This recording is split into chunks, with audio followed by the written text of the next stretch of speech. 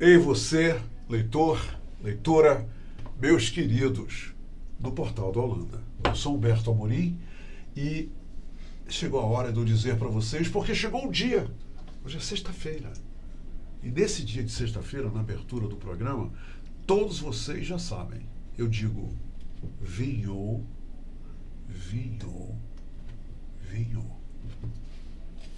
E olha, o programa de hoje tem um viés de novidade para vocês que vocês nem imaginam. Eu mesmo estou assim um tanto quanto, sabe aquele friozinho na barriga da primeira vez? Pois é, eu estou com friozinho na barriga, porque é a primeira vez no nosso programa, e eu estava assim fazendo uma retrospectiva, Humberto, quando é que você entrevistou um enólogo? E a resposta é nunca, jamais. Mas hoje acabou a espera. Acabou. Sabe por quê? Olha ele aqui. Tá aqui ao meu lado. Entendeu? Olá, pessoal, tudo Olha bem? aqui, ó. Posso até tocar nele, tá vendo? O nome dele é Lucas Simões. Ele é enólogo de uma das mais renomadas, promissoras vinícolas no Brasil. Ele faz parte do grupo Família Valduga. E eu vou falar uma coisa só para vocês, tá?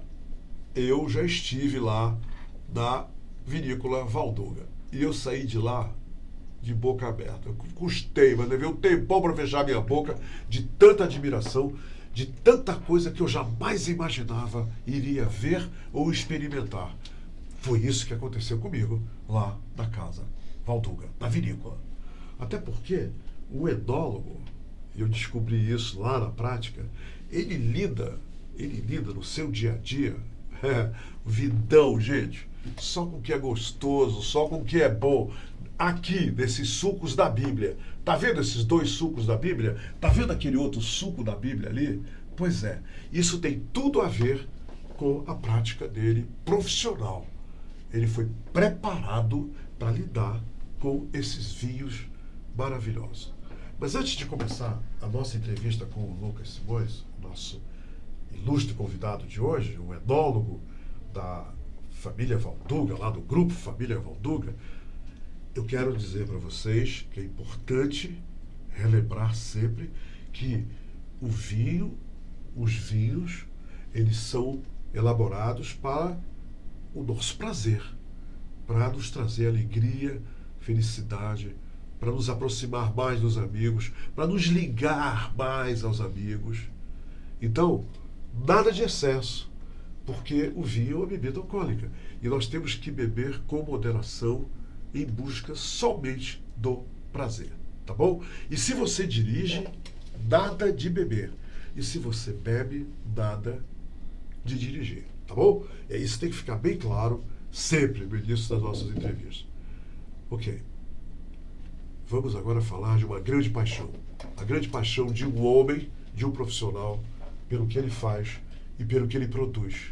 Pelo que ele elabora, desde a árvorezinha lá, desde a vinha, até essa chegada aqui, ó, esse vinho maravilhoso. E eu estou falando do Lucas Simões. Lucas, seja muito bem-vindo ao Abre a Boca e Fecha os Olhos. Todo mundo na Amazônia está sabendo agora por que tem esse negócio de abre a boca e fecha os olhos. E com alegria eu recebo você, sendo a primeira vez que eu entrevisto o enólogo. Bem-vindo à Amazônia, bem-vindo ao Portal da Holanda, bem-vindo ao Abre a Boca e Fecha os Olhos. Amorim, muito obrigado pela oportunidade. Já peço desculpas pela minha voz. Então, o frio do Rio Grande do Sul com o calor da Amazônia não contrastou muito bem. Você teve um choque térmico. Tive um choque de informações. Mas já estou tomando bastante vinho para conseguir me recuperar rápido. Bacana. E eu fico feliz com a tua didática para falar com o vinho dessa forma mais simplificada. Eu acho que é isso que a gente precisa hoje.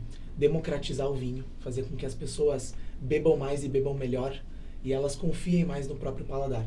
Então, quem trabalha com vinho, embora exista um lado muito pomposo, né, muito elegante o mundo do vinho, isso é como se fosse uma peça de teatro. A gente vê o personagem bonitinho, caracterizado, pronto para atuar. E os bastidores é muito diferente. Então, é extremamente braçal. É quem está no campo, no laboratório, desenvolvendo um produto. E o vinho na nossa taça, ele acaba sendo só um reflexo de décadas de trabalho. Então não começou ontem, começou há muitas décadas, não só no Brasil como no mundo todo, né? Lucas, uma coisa que eu queria que você esclarecesse logo no início dessa nossa interação. O vinho, ele, sendo um bom vinho, vinho de qualidade, ele é tão e unicamente o reflexo das boas uvas que foram colhidas. O que faz um bom vinho é a qualidade da uva que sai lá da vinha. E isso é ponto pacífico? Tudo começa na matéria-prima. Só que de uva boa é super tranquilo elaborar um vinho ruim. Então eu tenho que saber colocar em prática toda a técnica da elaboração. É que nem um chefe de cozinha. Não adianta eu ter o melhor ingrediente se eu não sei colocar em prática e montar aquele prato, o conjunto de fatores e de ingredientes, temperos, que fazem o prato realmente nascer e se tornar uma obra de arte. Então, tudo começa na uva, mas a forma que a gente trabalha dentro da vinícola e até a criação de um rótulo, tudo é muito importante. Então, a gente bebe e come com os olhos, embora a gente sinta com o paladar. Então, isso é importante, a gente perceber que começa na uva, mas o conjunto da obra acaba sendo o mais importante de tudo. Qual é o papel primordial e essencial do enólogo? Define, por favor, o enólogo e o seu papel para a gente. Perfeito. Hoje a enologia ela é separada em 3 pilares, tá? Então, o pilar primordial e inicial se chama viticultura, produção de uva. Então, desde a escolha do terreno, a escolha das plantas, das mudas que a gente vai investir, o desenvolvimento dessa planta, tudo isso é a parte de viticultura.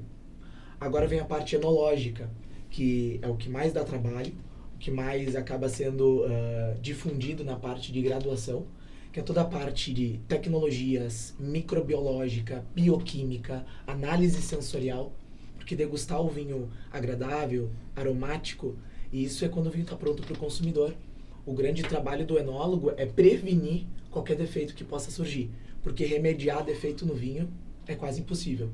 E o último desse tripé seria a parte do agronegócio, que envolve toda a parte de marketing, logística, comercial. Então, é esse conjunto que tem que estar aqui em sinergia, tá conversando, porque senão, se um deles não vai bem, consequentemente a cadeia acaba morrendo. Você está dizendo, eu posso entender então, que quem decide como o vinho vai ser é o enólogo na vinícola? Esse é o papel do enólogo? Hoje é o papel do enólogo colocar em prática isso, só que o enólogo só coloca em prática o que o consumidor quer e o que ele acha que quer. Então, a gente tem que ter esse feeling muito interessante de propor um produto que seja ideal para aquele tipo de público. Então, não adianta nada eu fazer um vinho que seja interessante para o meu paladar e para o meu público consumidor, que é quem compra, quem defende a minha marca, quem é o fã, ele não goste do produto. Então, o mais interessante é a gente entender o que o vinhedo pode me dar, qual a tecnologia que eu posso utilizar de acordo com o meu investimento e o que o meu público quer. Então, criar esse desejo é muito interessante. Então, a gente trabalha em todas as linhas, desde a produção da uva até a comercialização. Isso é que faz o conjunto ser legal. Tem uma história aí que a gente ouve com frequência, Lucas, que cada país geralmente desenvolve processos que são caracterizados por uma uva específica. Por exemplo, o Chile tem a sua uva emblemática, a Argentina, os Estados Unidos, a Itália e assim por diante. O Brasil, que é um país jovem em termos da produção de vinhos, o Brasil já tem a sua uva emblemática, na sua opinião? É uma pergunta muito interessante, que muitas pessoas têm curiosidade. Só que, primeiro de tudo, eu quero que as pessoas percebam que o Brasil é um país gigantesco, né? E que hoje se produz uva da fronteira com o Uruguai, lá no Rio Grande do Sul, até o nordeste do Brasil. Então, tem muitas uvas, muitas regiões, muitas formas de elaborar o vinho que ainda nem foram exploradas. Então, dizer que uma uva representa o Brasil, eu acho que é um pouco precipitado, né? Mas eu posso falar de algumas regiões que já desenvolveram uma certa aptidão. Por exemplo, uvas específicas para espumante na Serra Gaúcha. Seja um espumante do método tradicional, Pinot Noir, Chardonnay, ou até mesmo os moscatos, que fazem espumante moscatel, é algo que a qualidade é indiscutível, independente do preço que o produto tenha. No Vale dos Vinhedos, que é o coração da viticultura gaúcha, Quem não conhece, eu acho que é uma experiência que vale muito a pena. Tu já vivenciou isso, né? É um mundo muito lúdico, muito lindo. A gente defende a uva Merlot e a uva Chardonnay para elaboração de grandes vinhos brancos. Agora, se a gente vai para a fronteira com o Uruguai, uma região super mais quente, mais seca, eu consigo grandes uvas como o Taná, como o Cabernet Sauvignon, uma uva que nós da Valduga temos um carinho especial, que é a Cabernet Franc. E aí, subindo o Nordeste, o Centro-Oeste, tem várias outras sendo descobertas. Só que essa descoberta fazem 20 anos. E 20 anos para nossa vida é muito tempo, mas para o vinho não é nada. Então, até tu escolher o solo, implantar o vinhedo, fazer os testes, colher os frutos, elaborar o vinho, escolher como tu vai elaborar o vinho, ver quando ele envelhece, como que ele vai performar no mercado, isso com certeza ultrapassa 20 anos voando. A história do vinho lá no Rio Grande do Sul, ela começa com os vinhos de mesa. Aí depois, eu queria até se você me corrigisse, por favor. Claro. Mas ela começa com o vinho de mesa, aí ela vem para o espumante, e do espumante a gente deságua agora em excelentes vinhos tintos e brancos. Uma coisa que eu queria te perguntar. É fato, é verídico, que a qualidade dos vinhos espumantes brasileiros é uma qualidade que já ultrapassaram as fronteiras, as divisas do nosso Brasil. Inquestionavelmente hoje, os espumantes brasileiros são espumantes que já estão com qualidade nas prateleiras internacional, isso é fato. Hoje, como grupo e como a vinícola mãe, a empresa mãe do nosso grupo se chama Casa Valduga, a gente exporta boa parte da nossa produção para mais de 20 países. E nós estamos sempre presentes em feiras, mundo afora, então em todos os continentes, tendo o feedback do cliente, batendo um papo e mostrando o vinho nacional. Muitas pessoas lá fora conhecem mais o vinho brasileiro do que a gente. Então eles estão sabendo o que o Brasil tem a prometer e o que ele está entregando na hora que serve o vinho na taça. E como diz o ditado, contra fatos não há argumentos. Quando eu sirvo o vinho na taça e ele é um produto que realmente agrada o meu paladar, o preço e o rótulo acaba sendo um assunto para discutir depois. Quando as pessoas começam a consumir vinho, elas têm um certo bloqueio. Então elas tentam escolher às vezes o vinho porque é uma uva famosa, ou porque é de um país que já tem tradição vinícola, ou porque um amigo indicou. E elas esquecem de confiar no próprio paladar. Por isso que eu sempre falo que o grande consumidor de vinho é aquele cara curioso. Então, fala de uma uva diferente, de uma região produtora que está nascendo, de uma vinícola nova, por favor, eu quero esse vinho. Então, a proposta é degustar vinhos diferentes. Então, hoje o nosso vinho, seja no mercado nacional, que é o nosso foco, mas também no mercado externo, ele acaba sendo muito bem visto e os espumantes são a principal bandeira. Até porque o espumante é ótimo, em qualidade técnica falando, só que o espumante ele tem muito a ver com o brasileiro. Então o espumante é uma bebida alegre, uma bebida festiva, uma bebida que te convida a trazer as pessoas para perto, abrir uma taça e bater um papo. Ela é muito mais descomplicada, menos engessada que às vezes um vinho tinto. Então eu acho que as pessoas estão se identificando com o espumante. O brasileiro vestiu essa camisa e se a gente fala de Brasil, a gente fala aqui de Manaus, que é calor, que tem água em abundância, nos convida a uma bebida refrescante, gelada, democrática. E é essa bebida aqui, é o espumante. É o espumante. Você recomendaria então, Lucas, para os iniciantes principalmente, o primeiro passo através do espumante? As pessoas aqui na Amazônia, principalmente, eu estou te localizando na Amazônia, né? Perfeito. Elas deveriam, numa tarde de sol, numa tarde alegre, festiva, degustar os espumantes. E quando você fala que o tinto é assim mais... existe mais outras amarrações envolvendo o tinto. Você se refere exatamente ao quê? A harmonização? Devido à versatilidade que eu entendi que você falou do Sim. espumante, é mais fácil harmonizar o espumante do que o vinho tinto? Porque muita gente acha que esse é o calcanhar de Aquiles, né, do consumo de vinhos, essa tal harmonização. E as pessoas até ficam temerosas de se manifestar, mas na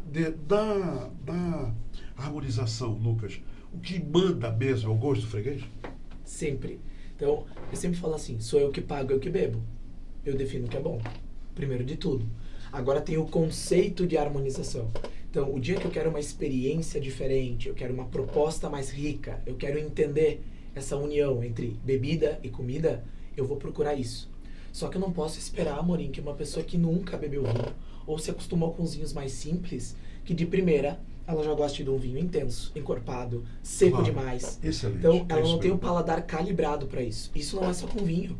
Quem gosta de chocolate, cerveja, café, azeite, pimentas. Então, quando a gente fala de vinho, a gente fala de um conjunto de fatores. A gente fala de geografia, história, gastronomia, cultura.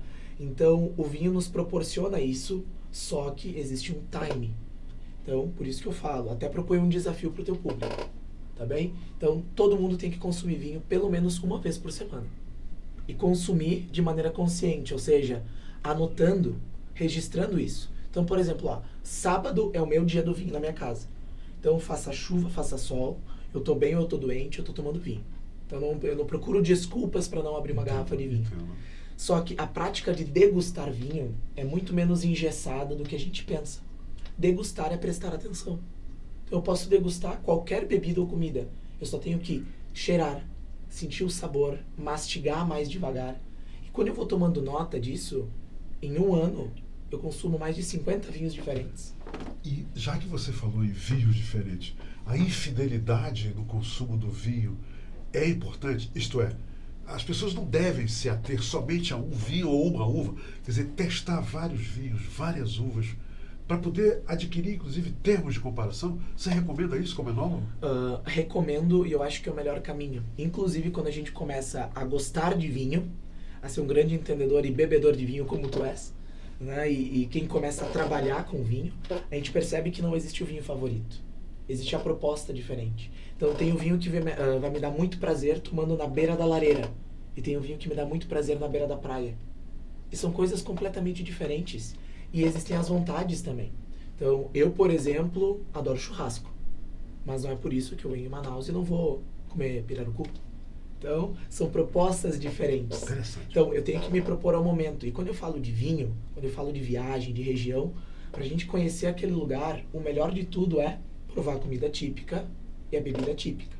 E entender a sugestão, a experiência que aquele lugar quer me passar. Então, sejam consumidores infiéis. Mas óbvio que vocês vão encontrar vinhos que lhe apetecem mais. Agora, tem gente que fala, eu só bebo Cabernet Sauvignon. Poxa. Aí inventa a tal da uva favorita, né? De Exato. repente. E as pessoas acham que vinho é refrigerante. Que todo vinho tem o mesmo sabor. Porque é feito da mesma uva.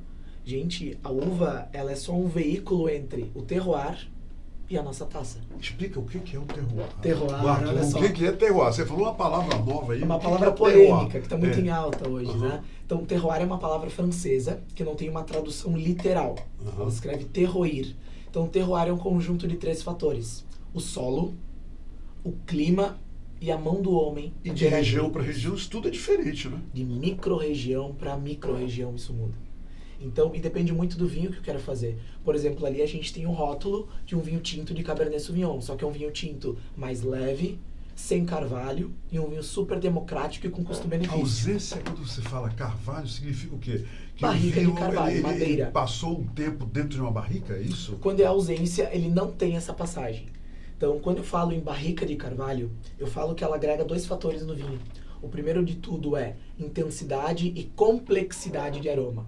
O que é isso? Intensidade deixa o aroma mais forte. E complexidade é porque eu coloco mais notas aromáticas ali dentro. Quer dizer que o vinho que passa por madeira, ele é mais aromático, ele tem mais... Ele Ele tem muito tem mais aroma, famílias isso? aromáticas. Por exemplo, o aroma do vinho e a cor do vinho a gente já tem que deixar esclarecido que é tudo natural. Eu não posso colocar corante nem aromatizante sintético. Isso não existe, né? Não existe, tá bem? Inclusive, a lei brasileira é bastante rigorosa com isso, tá?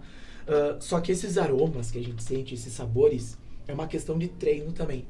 Tem muito consumidor que fala pra mim assim, Lucas, eu bebo vinho há 20 anos e até hoje eu não entendi como sentir um aroma ou sabor. Só quando alguém me fala, tem aroma de abacaxi. Putz, é abacaxi. Tem aroma de baunilha. Como que eu não pensei nisso antes? É porque tá enferrujado. A gente só lembra que tem nariz quando Se isso aqui tiver treina. enferrujado, você só desenferruja com treino, é isso? Com treino. Não tem mistério. E isso é a prática da degustação. Então, quem, por exemplo, gosta bastante de cozinhar ou de comer coisas diferentes, tem muita facilidade com aroma. Por quê? Hoje eu vou usar alecrim na comida. Cheiro a alecrim. E o pessoal lá da sala identifica que tem alecrim naquele prato. Com certeza. E existe a memória olfativa também. Então, quantas vezes a gente chega em casa, abre a porta da nossa casa e sente um cheirinho vindo da cozinha. E já sabe qual comida está sendo feita. Memória. Ou a gente foi num shopping, passou perto de uma loja, sentiu um aroma e lembrou de uma marca. Isso a gente chama até de neuromarketing. Então, tá tudo interligado. Cheirinho de carro novo. Coisa boa, né? Claro. Então, Claro. as pessoas elas têm que trabalhar mais o olfato. Só que a gente só lembra quando tá gripado.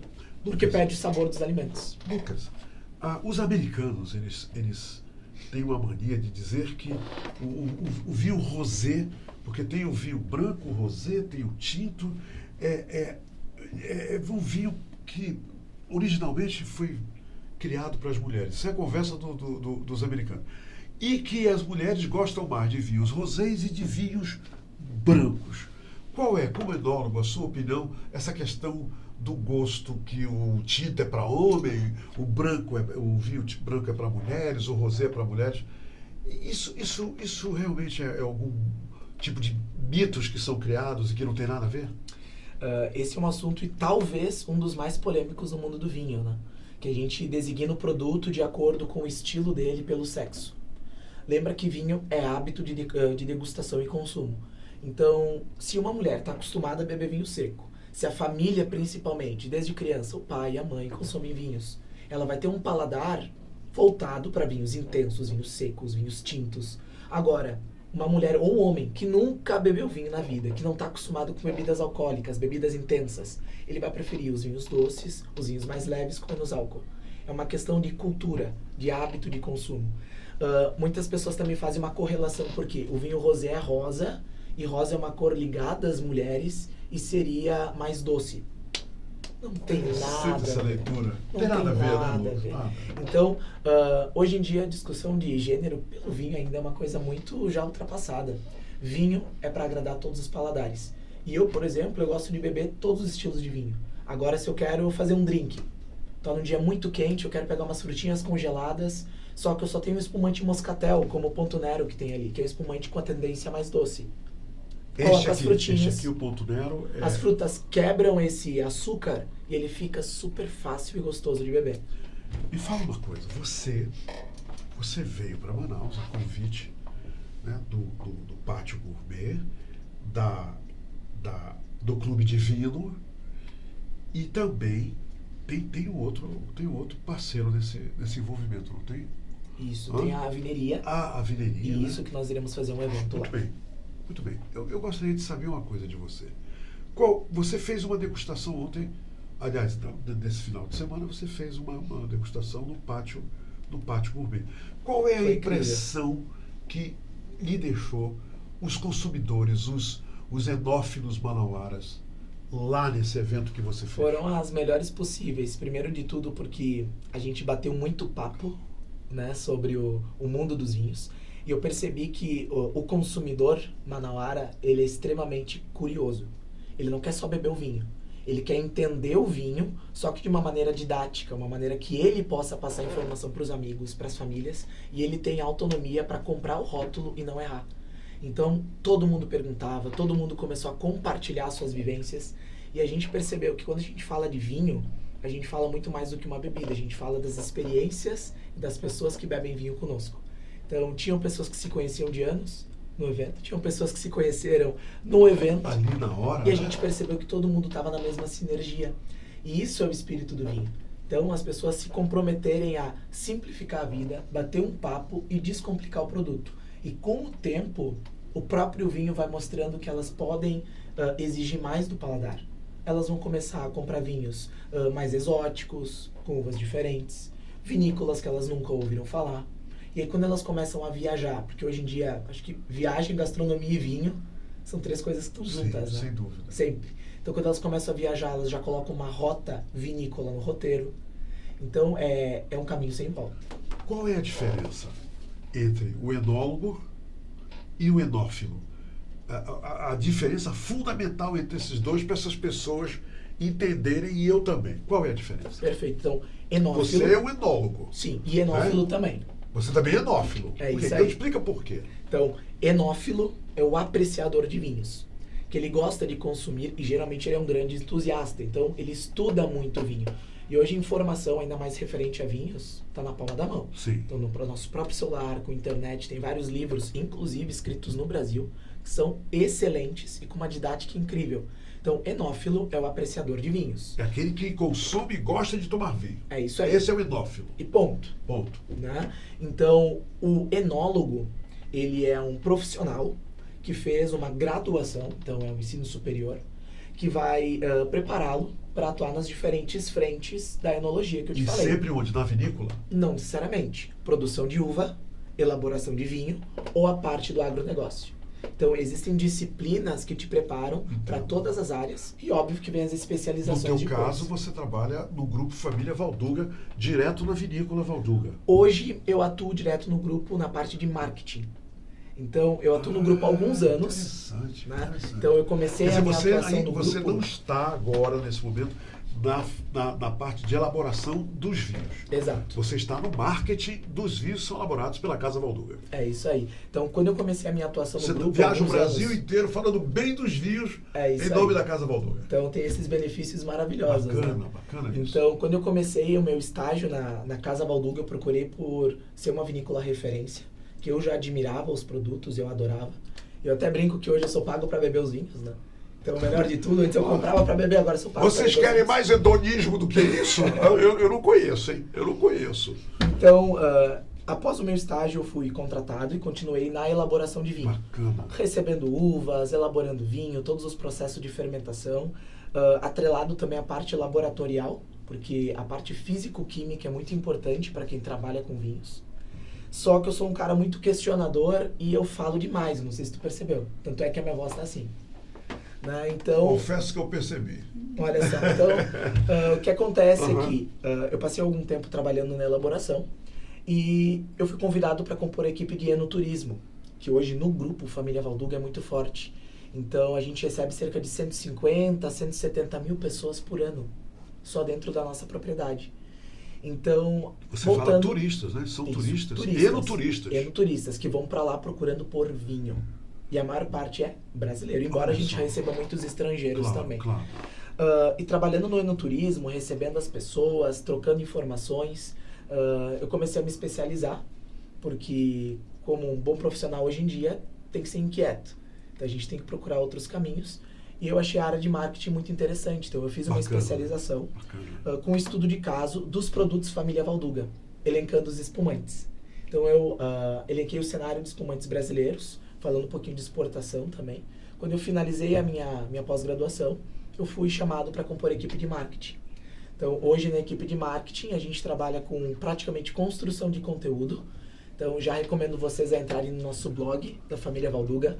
Lá a gente desenvolve super textos incríveis, muito legais, para esclarecer o mundo do vinho para as pessoas. Desde pessoas muito leigas até as pessoas já inseridas nesse mundo. A gente tem um trabalho muito forte com a parte digital.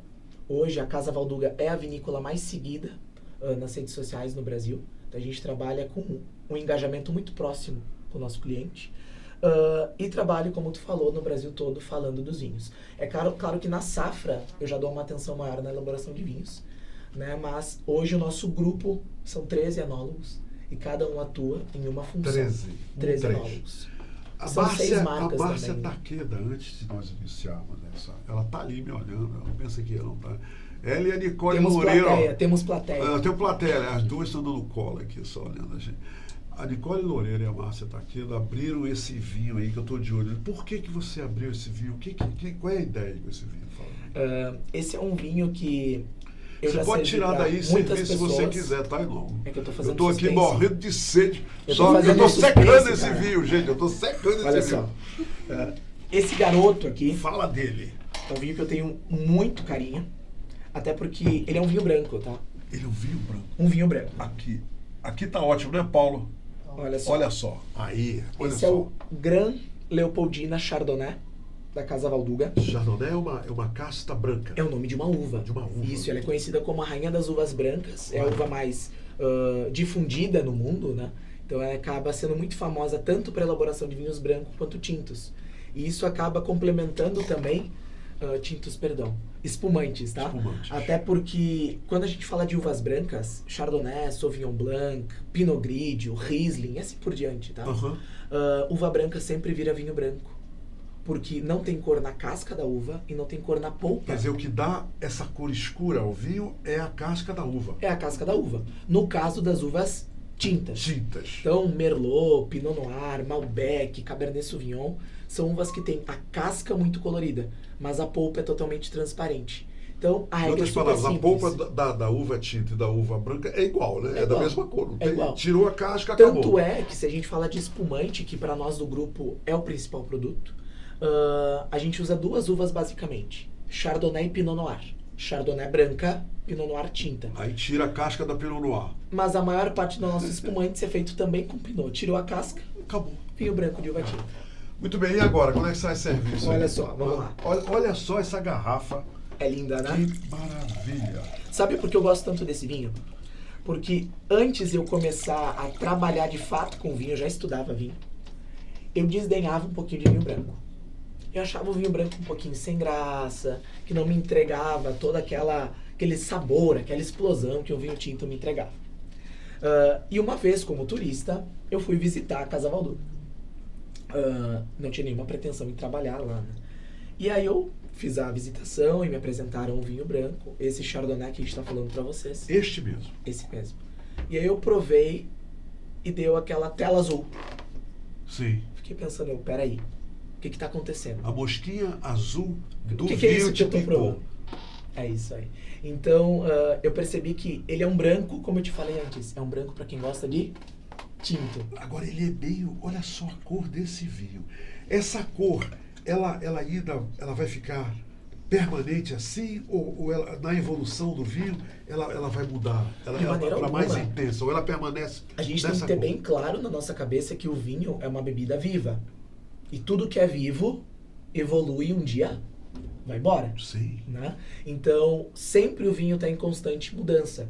No caso dos vinhos brancos, quando é um vinho branco recém-elaborado, um vinho branco mais jovem, esse aqui é um 2018, então ele é um garotinho, É um garotinho, né? recém saiu, foi parido na vinícola, né? Então, o vinho branco, ele tem a tendência de começar um amarelo super clarinho, tipo um amarelo esverdeado, um amarelo palha, como Ok. esse vinho. Esse é palha aqui, não É um palha que já está É. apresentando algumas notas douradas, porque Sim, o é vinho verdade. branco ele vai ficando mais escuro com o Com envelhecimento. o passar do tempo. É normal, é até esperado que isso aconteça. Com o vinho tinto é o contrário.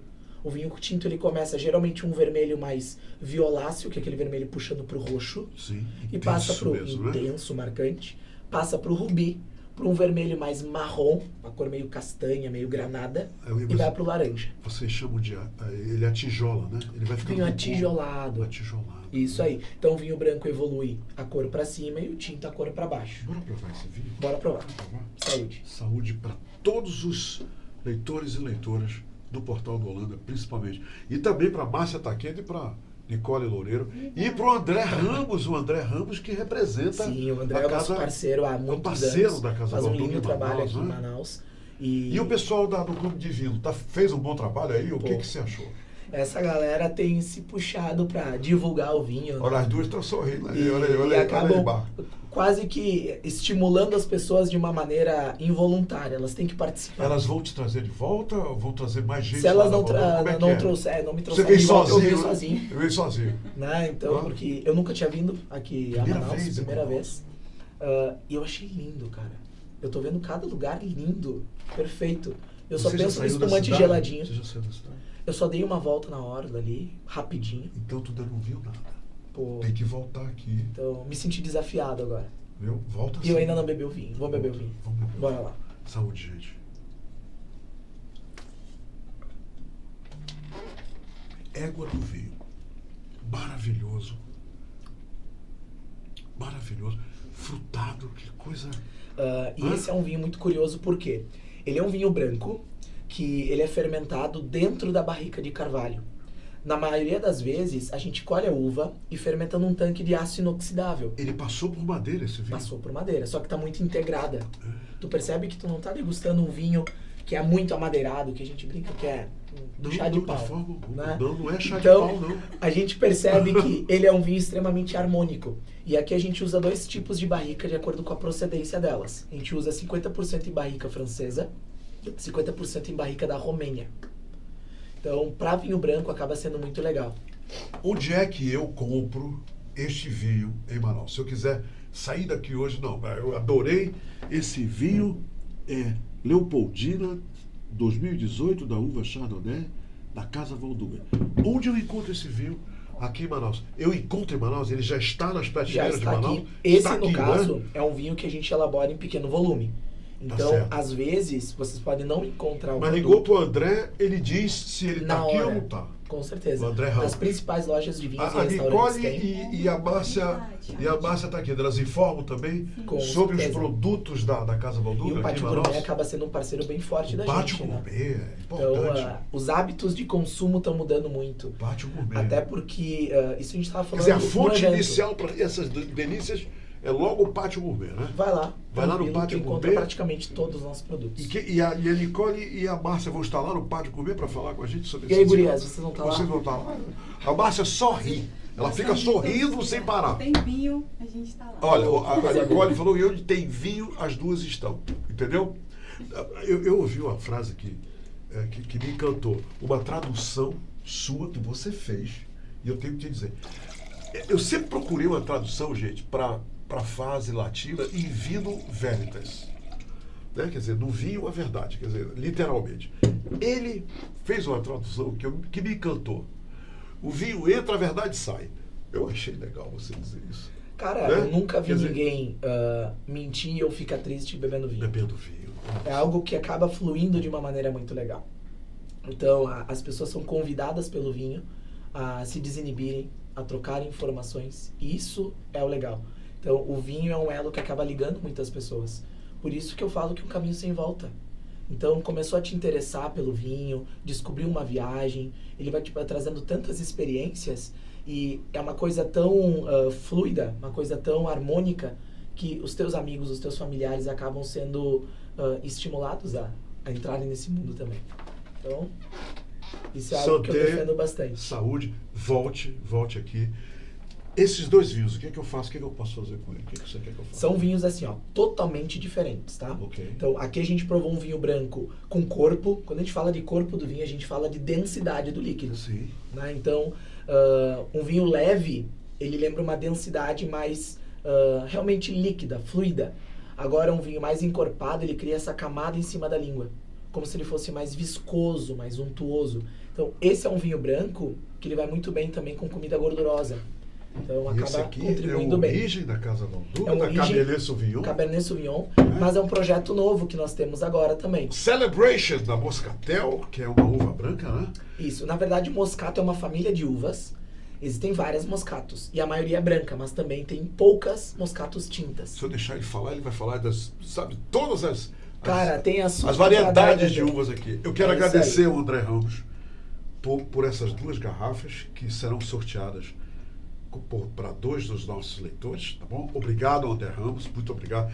André, toda vez que você quiser mandar garrafa de vinho para cá, o senhor já pode mandar. Eu estou aqui toda sexta-feira, tá? E eu ainda vou dizer que é da Casa Valduga, não tem nenhum problema, tá, André? Opa. O André está assistindo a gente, né? Por isso Ah, que eu que estou falando, ele beleza. está assistindo a gente.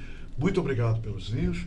E se você quiser, acabando a entrevista, ir embora e deixar isso aqui, pode deixar também, não tem nenhum problema. Tudo entendeu? bem, Mas se tudo você bem. quiser ficar para a gente terminar, porque os olhos da Márcia e da Nicole Loureiro estão desse tamanho, os dois olhos, para dizer que elas querem que acabe logo a entrevista. E elas só estão com olham, sede, a elas Márcia estão está com aqui sede. e a Nicole Loureiro só olham para essa garrafa. Então é melhor a gente encerra logo. né, Bom, Paulo? cara, eu te agradeço muito a oportunidade. Obrigado. Eu agradeço Volte, em nome do vinho foi um brasileiro. prazer recebê-lo. Que tu viste essa camisa e difunda cada vez mais as nossas marcas, né? E realmente mostre para as pessoas que vinho é legal, que vinho é divertido e que a gente tem que propagar isso aos 4 ventos. Aí. Obrigado, querido.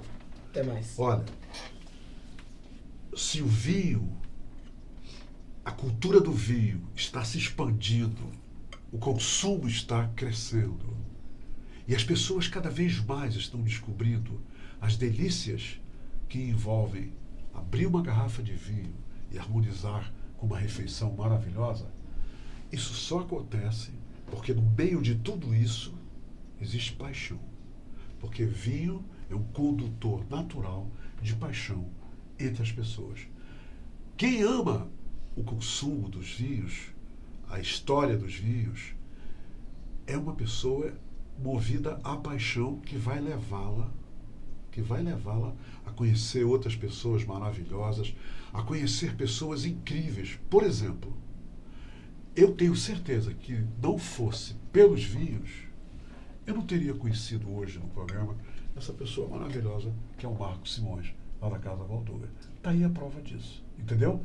Conheça gente maravilhosa, nunca tome um vinho sozinho, nem sozinha, e também, não esqueçam disso, não sejam fiéis a um vinho só, tá? Tomem todos e todos diferentes. Um grande abraço, até o nosso próximo programa, sexta-feira que vem. Fiquem em paz e mantenham o equilíbrio, principalmente. Tchau, pessoal. Se quero te amar e te amar, e te amar muitos anos, cuida bem de mim. Então misture tudo dentro de nós.